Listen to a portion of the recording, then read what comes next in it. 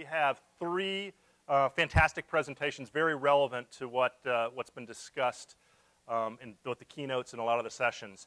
We're going to do it back to back to back, so 20 minutes each. And our first one is the future of search marketing starts with content with Mike Tirone of R2I. So Mike, take it away.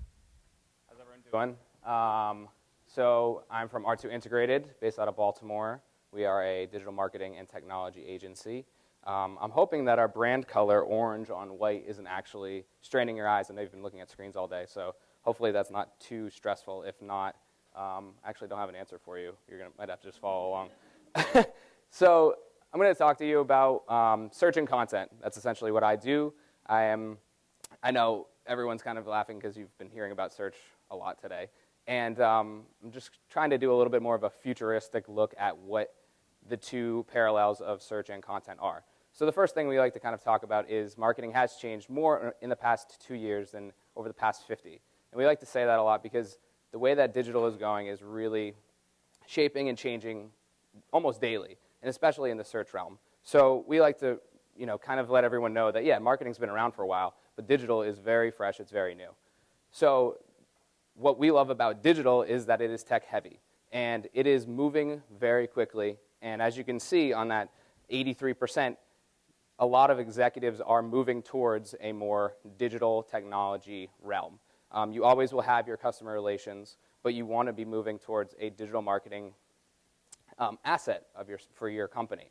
So I will go into a couple more of these instances, and they are continuing to growing and continuing to compete with the digital marketing, your analytics, your mobile advertising, the things that we are constantly talking about. So the marketing cloud. This is a very big idea that's going through, and it's being very popular in terms of the marketing agency realm. And so what we like to talk about at R2 Integrated is using all of these clouds and really making it consumer-centric.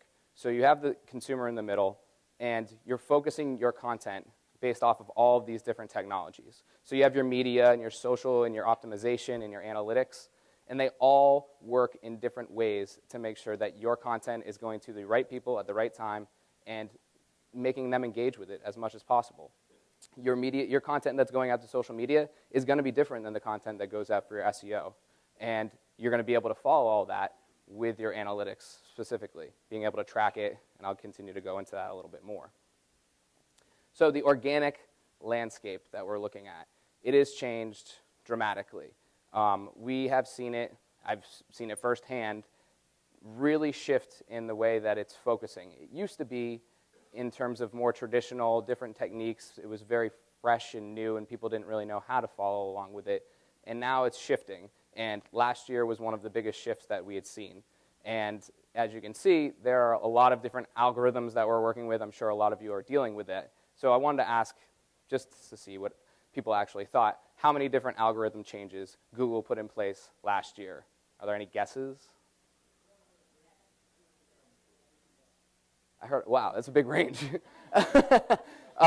I'm very glad that it's not 105 because my job would be a lot more harder. It was 18. And in 1 year, that is a lot of changes. Some of them were quite big, like Hummingbird, which was in August of 2013. And Hummingbird really brought to light more content. They were focusing on, they called it Hummingbird because they wanted it to be quick, like a hummingbird. So if you had your idea that you wanted to find, they would deliver it in the search results pages as soon as possible. And they're moving towards a more conversational style of search as well. A lot of new Android phones have your Google search with the microphone. You can speak in more conversational search queries, and it'll actually get you better answers.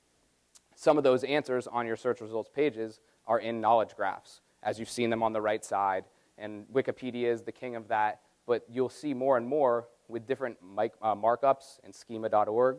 These types of markups are actually leading the way in getting that knowledge to the user as fast as possible, hence Hummingbird. But that is all focusing on the content. It's driving everything, is putting content in place. So our EVP of digital marketing actually said this quote today, and I wanted to kind of reiterate it. He said the brick and mortar companies used to always say location, location, location. That drives everything. And you may have already heard this. I like it. But what matters in digital now is content, content, content. And you've heard it, content's king, Matt Cutts says it all the time. But in reality, this shift in the algorithms is actually proving that to be true. You are seeing that the better, more unique content is actually ranking better than anything else. If you have a verified author, that content is growing. It's becoming more trending.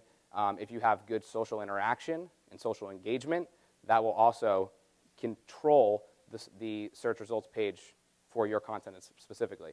So, long story short, the organic landscape has shifted, and we know that it will continue to shift. So, going into that content a little bit deeper, brands invest $44 billion in content every year. So it could be white papers, videos, blogs, anything, expanding the optimization of their site with better copy. But the problem that initially happened was you had consumer intent, and they weren't actually speaking to the website, the web page purpose. So the websites were building these websites with better optimization and keywords and stuffing them in there, and really not focusing on what the consumer was looking for, which was engaging content. And so you had high bounce rates and low conversions. You might have gotten a ton of traffic. That's great. But if you don't have the conversions, then you're really not getting a strong ROI for your investment.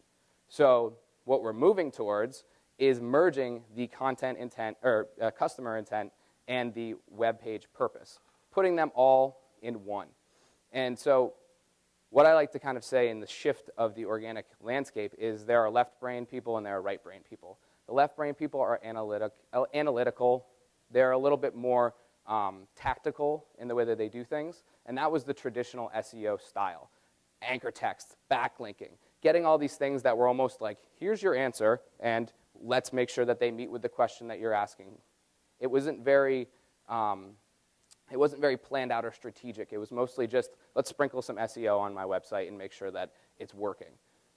Then there are the right-brained people, the marketers, the big dreamers, the creative people, the ones that do the writing, and that is where modern SEO is actually going. And not to say that traditional SEO has no value. It absolutely has value, but it's emerging now. So you need to be able to merge your left-brainedness, which is your tactical, analytical, and your right brain marketer style, and be a big dreamer instead of a granular winner. If you are looking for these small wins, which is keyword rank and all of that, that's great, but for the long haul, you're not building that empire that you want your digital marketing or your website asset to really become. So you might have a beautiful website, but if you're not building a bigger strategy using your left brain and right brain style, your traditional and modern style, then you're not truly using it to its potential. So we move into social because social is a very integral part of this content conversation. And as I showed in the cloud, the social cloud is very big, and you have to adjust your content to a very unique style. And the problem, when everyone started talking about content, they thought immediately they needed to go to social. And it's not necessarily wrong, but the strategy behind how you put content onto your social media was a little bit skewed. So you see a ton of people and a ton of brands saturating the market and the channel, this social media channel, with just branded content. And consumers don't want that anymore. They're using all of these different channels to learn more about what you're trying to sell or what they're trying to buy. And they're becoming more picky, and they have higher expectations, and they want real-time customer service. So when you're just spitting out brand, they're not getting what they want, and they'll leave. And so one of the examples that I wanted to show is a style of bad brand content. And it was, I don't know if you can actually read it, but Epicurious has this habit of pretty much becoming a little bit news trendy and put information about what's happening online, but then tying it with sales and promoting particular branded items. So as you can see, back to back to back, within 10 hours of each other, they had posted items about Boston and New England after the bombings last year at the Boston Marathon. Obviously, a very big tragedy that we've had to deal with, and what they decided to do was, let's be relevant in content, but then let's still push some of our sales. And it is unbelievably disgusting the way that it goes. I won't even read them. If you want to check it out, they've had to really hold back on their social media because this almost heartless style of putting content out there. So one of the big rules that we like to say when you do social media is make sure you check the hashtags and see what's trending, and not just try to say, hey, Boston and New England, I heard you had a rough day. Here's some scones. Like, that's a really, really terrible idea. Obviously, we know that, but you're not bringing the human value to social media, and that's the problem that we have right now in social media, because it is saturated with way too much content. So with that being said, where do people go when you see too much content like this? You go to search. So one of the reasons that I wanted to put this slide in there was, A, I wanted to actually bring a boomerang and maybe give it a whirl, but I figured that would be a little bit of a problem, especially because we have the stadium seating and it might just come back. But the law of reciprocity is essentially what I was just saying. If you continue to post your own content and you're continuing to go brand, look at me, how great I am, and you're not actually interacting with other content that's out there and promoting other blogs and promoting other companies that you find relevant, that your consumers would find relevant in the same industry or even different ones, then it's going to come back and bite you, boomerang style. So, as I said, people are going towards search to find more answers. So you can see 58% of Americans research online before they buy anything. And that number is actually increasing pretty much year over year, because they're not getting the answers that they want to from social media, but they also trust what's actually in the search results pages. If you're ranking well and your content's relevant, then that's what they want. If you have great connection with your keywords and what you're trying to build on content, then they will trust that. So they're going there and they're filtering out on themselves.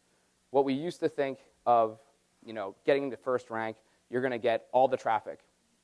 And when that first came out, yeah, that was true. It's now actually becoming more popular for people to click 1, the first rank, look around, click back, go to 2. I know I do it. Go to 3. If you really are interested in learning about the information, you might go all the way to the second page.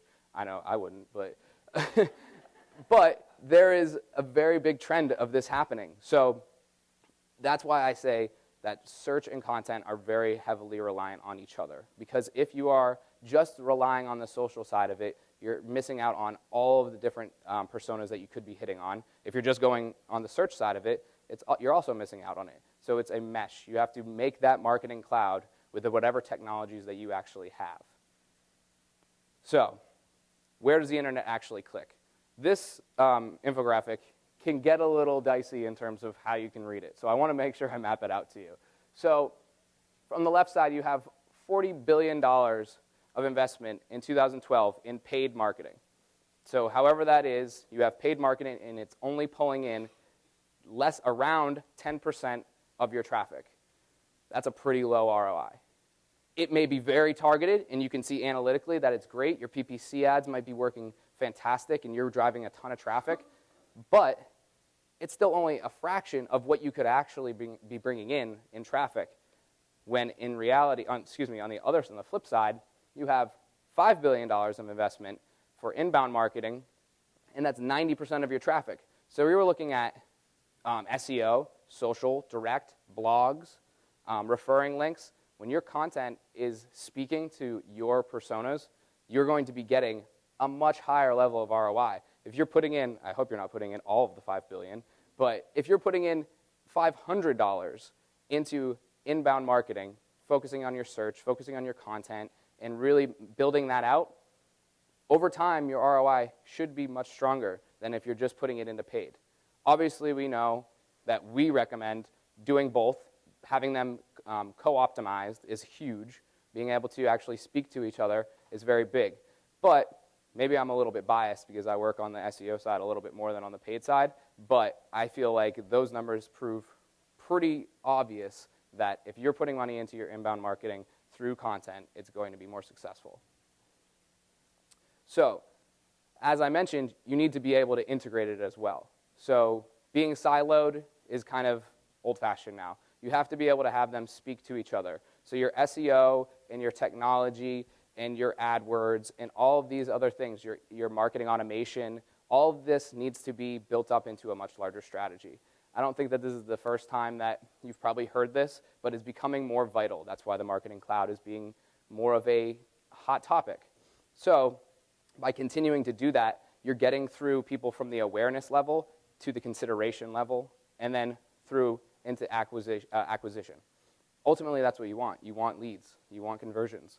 So you may be siloed in granular wins and say, hey, we moved up in keyword rank by 10 positions last week on all these keywords. That might be great, but overall, those are just small wins. You need to be able to bundle that and put it into your much larger Marketing Cloud campaign or whatever it may be. So the industry for having maybe just a specific SEO firm versus someone that has a Marketing Cloud, it all goes in tandem, and it needs to be more of an integrated approach. So with that being said, one of those legs of that Marketing Cloud that is vital is your analytics. If you are able to get your analytics working and not successful, it will make you more successful, but if you have it actually functioning and working properly, which, to be honest, some people think that they're using Google Analytics or Tableau or some other analytic program, and they think they're doing it right, when at times you're only scratching the surface of what you really can be doing. And so with analytics, it has that kind of blended mesh of all of that Marketing Cloud and saying you need to be able to look into your successes, whether it be your content campaigns. So if you're trying to publish specifically keywords and content ideas on shoes, then you want to be able to track what kinds of shoes are actually being successful. Are we selling more Nike? Are we selling more Adidas? And analytics is the software that you're going to be able to find that with. And it needs to be integrated into your whole system. If you notice that your PPC leads are falling, but your rank in SEO is growing significantly, try to see it through analytics. Why is that happening? Is there a reason because you've been you've been optimizing your web pages and you've been not competing in terms of paid per click? These are all ways that your analytics and your tools for analytics are going to be able to help you drive more success. So what's happening now, more CMOs are actually looking for a stronger analytics platform. And the reason is because data is driving everything. And we say it all the time in our office that we are data nerds that do a little bit of marketing. And it really is, that's how it's based off of. We work in the data, we see what's successful, we test constantly, and we want to make sure that we are getting everything that we can and building the strongest argument for our clients and building the best ROI for them. Because ultimately, we can show them small wins on the paid and the email marketing and on the SEO front. But if it's not leading towards conversions and a higher ROI, and if we can't even show it without an analytics, then we're not doing our job right. So the big point here is using your data, but then also understanding that your consumers are using many channels. They're not just using one channel. I think a lot of people believe that, well, if we're hitting all these keywords that we need to hit on search in the SEO realm, then we're doing it right. But people come onto SEO, they come on your site, they leave in 20 days, and then they come back and paid.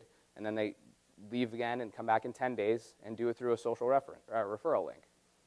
Being able to track that and understand what their behavior is I think, the next style of where we're going with digital marketing. It's not even the next style, it's what we're doing now, but these omni-channel reports are vital to be able to prove what's actually working and what the behavior of this search audience is doing. So this is just a brief example of the reporting itself. The reporting that we like to show to our clients is multifaceted, multi-channeled, very visual, being able to really show what you're doing along many different campaigns, whether it be locations, whether it be specific keywords. So finding the way to speak to your client, or whether it's just your business itself, what your main goals are and what your KPIs are, and being able to show them in a more visual manner. Being able to show successes. Are you growing year over year in your leads? Are you driving more internal traffic? A lot of times you need to learn what your KPIs are before you even start doing anything else. You may think that you want higher organic traffic, but in reality, your main goal down the funnel is getting more leads. That's what's driving money. So if you see that your organic traffic is dipping, but you're getting more quality leads, there is a correlation there. You're driving more qualified traffic. So being able to report that instead of just seeing, oh, well, we have more leads, I wonder where we're actually coming from, and being able to do it by channel, by silo, that is the main goal for how this content strategy is going to work, how your search strategy is going to work, and how you can integrate all of them within that marketing cloud. So that is it for me. If you have any questions, yeah. And the reason is it's being more humanizing. So they're feeling like if you can speak to people on a personal level, they would be more engaged, when in reality you're just kind of going in, and depending on some industries you may actually need to do something like that. But that example from Epicurious, I dug through about 25 others, and they were all in that same realm. Pictures of sick children and dead dogs and things like that, and then relating it to, the Red Sox winning the World Series. Like, there's no correlation there. And so it is saturated. That's why being able to build a more holistic approach on your content is going to be vital, and you can't just be siloed into that social media and hope that you can get engagement from it.